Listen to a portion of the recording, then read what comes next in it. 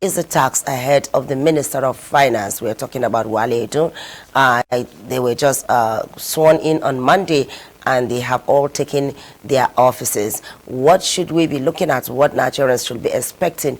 What is that be a priority for the finance? Because that with me in this live following.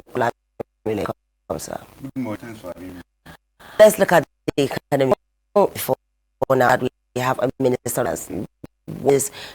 What should he be? What should he be looking at? I think to start with, we must first what are the roles of the Minister of Finance? He will be in charge of fiscal policy. He's going to oversight the military policy, in charge of the trade policy of the government. So these three areas of the economy. The talks about issue microeconomic of the government, where the money about how money goes where release into the, as well as also absorb money into this.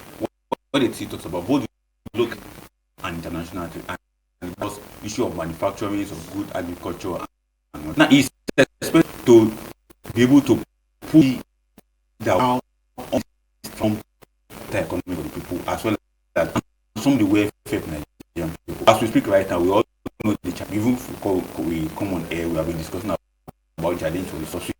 It also falls into its domain to work. Exactly. Particularly, government have been from the subsidy mobile. The government is it to put it in project or short, medium term project or just immediate that can ameliorate the challenges that we face in Nigeria today. This would be the focal point of the minister as we speak. I think 2 days back they aired the meeting where they shared $906 billion to the government, the local government, the federal government. Now that is official, and I discuss a lot around how that money is to empower the people in their the rest of the local government. So we expect that from this you'll be able to also marshal that will speak more than just theoretical words or theoretical issues that will not add to the Nigerian people, because as a Minister of Finance we expect so to look to down the gaps, the leakages in revenue in government, in the segment in the past, a shortfall in the revenue. There's leakage option, there's official our government receive its remittance. We also look at here, and also let me not forget the issue around depreciation of the naira. All is in his under his office, in the sense that he must ensure that will ensure that strengthening so that we can correct for the country. Talking about the naira, okay, is it job mention the Minister of Finance making sure making this that was strengthening naira? So where does the Central Bank of Nigeria enter this? The central bank will like most of the naira is in place. You know, naira designing policy was done during the Buhari regime. You remember what they say? Exactly, aware of it. Now, when being governor, must be able to carry the current minister of it, whatever policy the money they are carried along. The issue about form of PC they are going to release, the policy of the money inform them what form of PT ratio of the that are going to bank they must be carried along, and of how much of revenue from the four angle that we normally is talking about crude oil, talking about remittance from people in staying abroad, talking about export, and so talking about people who are coming to Nigeria to exchange for naira. All this must be on the table of the Minister of Finance. So much is coming in from the central bank, what the central bank is earning in forex, and how they can deploy same to strengthen the naira. The challenge we normally have is this from this angle is that if both of them are working functionally, whatever policy that the finance bringing policy or whatever the CBN is talking about monetary policy, but they must make sure work together. And again, trade is very key. Trade on the part of the Minister of Finance, whatever policy in terms of taxes going to impose, either import product or exportation of product, must tally what will help us to earn money and help us to stabilize our income. Income in terms of what government is earning in terms of taxes, because taxes is very, you know, the Dubai regime something called diversification of the economy. Yes. But they focus more on agricultural aspect. And in fact, it started from the former president. It started from the administration of Goodluck Jonathan. Exactly. That economic diversification. And the focal point was also agriculture. But we expect that this time they will look away from agriculture. They will look more into other aspects of the economy. We have about 18 sectors, but we have about 7 active sectors. Talk about agri, ICT, telecommunication. Is agri active? Agri is active. In Nigeria, agri is active. If agri is not active, I don't think most people of us will have enough strength to be here, because we are still producing food. In our, even though it's subsistence farming, I would normally call it, not exactly exactly why I'm asking if it is active, because when the government talked about diversification of the economy, I don't think the government was not talking about subsistence. Exactly. Was talking about commercialized farming. So in that mechanized farming, in that aspect, is Nigeria doing well? But let's say we are not yet there. While we are not yet there, we can the factors of insecurity. We can link into politicization of agricultural development in Nigeria, because a lot of politics go around when government want to do a particular policy on agriculture. Before you know, politicians will come into it and begin to see it as if it's just their political parties that own that policy. Then the commercialization of that agriculture that you are even talking about is focused on prices of agri product. Nobody is thinking about producing more, but we are just talking about let us produce and sell at higher prices, and that is a very big problem to the agri sector. But what we are looking at, the 6 sectors that are very active: telecommunication, city, agri is there. Talk about auto energy. Talk about finance, banking and finance, and talk about health. These are active sectors that government can also look in a way that to ensure that they also do practical projects that will enhance Nigerian economy. But we continue to focus on just one diversification. Oil. If you also remember that from January 2022 to like December 2022, most of the revenue that government shared was from non-oil sectors. The oil and gas that we have so put our focus on never give much to the Nigerian economy. Not until June sharing of the federal allocation that NNPC now brought about 124 billion to the government, that said this is part of our own contribution to the fact. But this particular one they shared 2 days back, I've not really checked the details, but I know that NNPC definitely must bring something to the table. But what I'm trying to point out, we should look at areas that will enhance both revenue of the government and also strengthen the naira in a way that we can have a very value currency for our country. Because if we don't have that value currency for our country, we begin to complain about the challenge of the naira and the deflating economy that we are faced today. You're not to a layman there. As far as they are concerned, you're just speaking grammar. Definitely. They don't understand. Definitely. They want to know how will this translate into the ordinary Nigerian going to the markets to be able, improving the purchasing power of the ordinary Nigerian. I think improving the purchasing power of the ordinary Nigerian falls back to how government ensure that the product that is coming to the market. Okay, what are the ordinary Nigerians are looking for? Looking for consumable food items. Talking about rice, talking about beans, talking about yam, things that we can locally see around us. Then complementary goods like Maggi, spaghetti, spices, and the rest of them that come grounded oil, groundnut oil. So whatever makes the kitchen active. That's what they are looking for. Now, the problem why they are still having issue where the price of these things are going up is that because energy cost is very, very important. And that energy cost is what we have mentioned earlier about fuel subsidy that have been removed. Everybody is not tying its cost of production to because there is fuel subsidy removal. Everybody is not tying its cost of transportation to fuel subsidy removal. Everybody is not tying everything that has to do, even the payment of salaries of workers, to fuel subsidy removal, because they are not saying that we are not making more money as we expect. Even when we are making the money, we are spending it on what? Operational costs. Now, that operational costs are now being transferred into the items cost price of unit of every goods and services that you can see.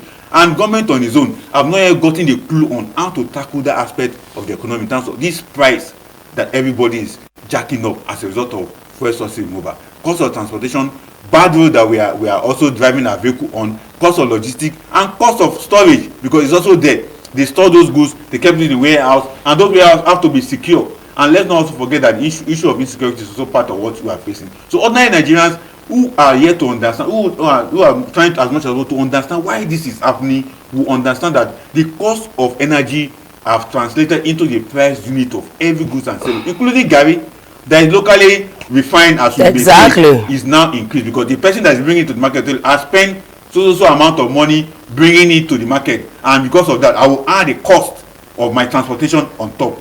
He has not told you that he is going to pay for ticket at the market. He has not told you that he is going to pay for ticket according to the association that you belong to, but because of transportation alone it has increased the price. So the ordinary people are now thinking, what can government do to bring down this price? And government on its own is thinking of how to ensure that he maintain and remove this subsidy stuff, because they believe that it is as a result of corruption in the system that made them to remove subsidy. Now, when a government decide to implement a policy and without thinking the end result of that policy, so where does governance, as in good governance, comes into play? How can the gap be bridged between the governed and the government? I think the problem we have in Nigerian cases, because as it stands now, there seems to be a gap. Seriously, a wide gap, and to fill that gap is what is the priority of the government. Our constitution says the welfare of the people is the priority of the government. So where does the government? And then there's something else again. Some people were actually, yes, I overheard some persons discussing that during the electioneering campaign. Politicians were going on, they held several town hall meetings with Nigerians, talking to them about their aspirations, their manifestos, what they want to do for them, and allow them to ask questions. So the question is, should there not be such meetings when there is a policy on ground to be implemented that will affect Nigerians in a way that, in a shocking way? It's expected that they also hold town meeting now. As I have suggested now, should government hold town meeting around the situation of the economy? Very important. So the people can also suggest to the government on what to do. What I was doing at is this. At the initial stage, the constitution says welfare of the people is the priority of the government. So the problem of government is how to draw the line between the welfare of the people and national interest. Because removing subsidy to the what government, is the welfare of the people and national interest? Because when you say this, it looks as if the welfare of the people is not a matter of national interest. It is, but it has to draw a line. You hear what I said? I said the government said they are removing subsidy because there is corruption within the system of subsidy. Now they are looking at a national process in terms of securing the economy, whereby people, the wastages that have been incurring over the last, whereby they say they are spending 6 trillion of our national budget on paying subsidy alone, that we want to remove it. Because if we continue like that, we will not have money to invest in infrastructure. We will not have money to invest in health, agriculture, all those things we have mentioned. They will not have. Now they're not so let if we remove subsidy, we're able to have that money and put it. On the other hand, subsidy is also a welfare package for the people. But because of the broad national interest of saving money that other people are taking from the government, they now bring a challenge to the people. And Nigerians have been asking, who are those people? It's a big question that even I myself would not be able to answer. Do I know them? They are there in the government. And if you understand politics in Nigeria, it is the same people that have been in power that will also constitute themselves as businessmen who will be chasing government with contract and papers for businesses. The 56 people they give license to import food, who are they? They are still politicians. Their name may not be found on the CAC registration of the company, but it is owned and managed by those set of people. So that's where the conflicting interest comes in. That's why the issue of subsidy is like a conflicting interest between the government by himself for himself, because we have removed it, but we are not getting it. Just like you asked over the air, when we are not on air, that how come that they don't have plans? Not that they don't have plans. The plans they have, they just discovered that it cannot meet up with the expectation of the people. Now they are giving money to governors, 5 billion. They are giving them 5 trucks of rice. Now it is expected that the same governors will also do their own. They just share 966 billion 2 days back. So what are the state government going to do with now with their own share? And each state will not collect no less than between 15 to 20 billion. They shared 90. You said 966 billion. They shared 966 billion. Exactly. And on top of that, they have 5 billion added. With 5 trucks of rice. With 5 trucks of rice. Okay, that is for the palliative, right? Definitely palliative. Now, the money they collected, they were going to pay salaries and something. Their way big. Their monthly way bill is around 4 billion, 5 billion. That means salary they are going to pay everybody, pension and the rest of. So what did they do with the rest? So what I point as you have asked is that how can we now ensure that this welfare of the people is where package that Nigerians will now have a feel of government. That feel of government is where the challenge is. How many of us will now have that feel? You rightly you asked a question when we are there that if so FCT is sharing that we want to go and collect, and I ask you, I want to go and collect too. Are you part of this set of people? Because when the palliative come to FCT, I would like to go and collect my own palliative because I want to know where they are sharing it. Let's say FCT, when it comes to FCT now, definitely Pape is under Buhari local government. Going to Buhari. Okay. When you get to Buhari, you are giving me a clue on where to go.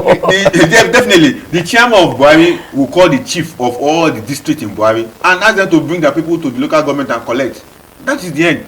And those people, when they call them, they will not call you that doesn't understand their language, or they are not part of them. And the chairman of that party, the person, local government, will also call his party faithful to come. That it has come, it has landed. Then if it is that FCDA, definitely the minister will call all the workers together and they will go through their social their welfare association and the rest of them to share it. Ordinary people like us that are not FCDA member, we were not the part of the 9 ethnic group in FCT, will not get. It also happened at the state level and across, and that is how this welfare package doesn't get to the people as expected. But on our own, for the generality of Nigeria, what can the government do to ameliorate these challenges? We have asked for mass transport system. The other day I saw a lot of blue buses transiting from Abuja to other states. I was asking, is it the buses they are bringing? Is it the CNG buses? But I'm here in FCT, I have not seen those blue and black buses. So I'm expecting that they will do that, because when government ameliorate our transport challenges, many of us will not complain. Coming all the way from Massacre that I'm coming, it cost me a lot. Because it cost me a lot, I will not do what I need to do as part of contribution to our national development, speaking on radio and speaking on TV as we are here today. Okay, in 2020 during the pandemic, there was this same palliative. Exactly. Remember vividly. In fact, there are some things I don't even want to talk about. I don't want to remember because people died in the process of get palliative. People get injured. At the end of the day, most people, what they got at the end of the day were, they discovered they were grains, rice that they could not even use because probably they've been kept over time and they are no longer edible. Nobody could eat them. So what it boils down to that, all the suffering and everything, the process of going to get these things and everything was in vain.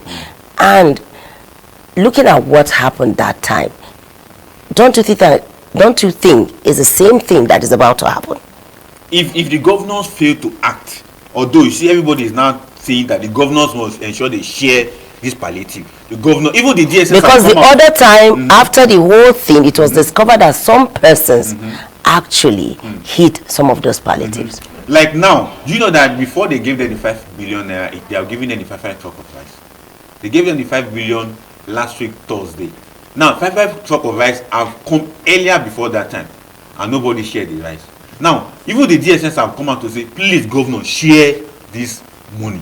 Even the governors that are trying to say the federal government is not doing anything, they have also received their please share. So what we need to do is that let us keep advocating that this palliative they have gotten, they must share it and we should monitor it. I suggested on the sister platform that when federal government say they want to give the governor, I said, why don't you involve CBO, community-based organization? Why don't you involve NGOs? Why don't you involve FBO, faith-based organization, to be part and parcel of this sharing? Because they will give assessment about how far the sharing have gone. But when you hand over to state house, that is at the government house alone to do this, they may end up storing this thing until when elections are coming. And we have staggered election coming up. So those states that are having staggered election will use that opportunity, because it happens in 2020 general election. The palliative for flood victims, it is, I wrote it in my article for this next week. The palliative for flood victims were never shared by the 18 states that were affected seriously by flood. But not until general election was coming, they now brought out those palliative and start sharing. So on this note, we need to do advocacy. That should be your last word. That should be your last word. A lot of advocacy on the governor that please share this palliative. Don't hide it. Don't keep it. Don't go and hide it and begin to share it to your friends and associates. Don't take it to world level and say, okay, from the political world level, let's not begin. If you take it to world level, your political power, the ruling party at the state level will collect it and share it to their members according to their contribution to the electoral victory of that particular governor or the person in power at that state. So we don't expect that to happen at all. All right, thank you very much for being part of the program. Nigerians, they listen to you and they've had so much. The Minister of Finance has a lot to do because there's so much to do to revive the economy. And for me, I think that it is high time Nigeria start thinking about reviving our industries. We have so many industries that are lying, that have gone moribund. So that also is another angle that government should look out for and start thinking of how to revamp them.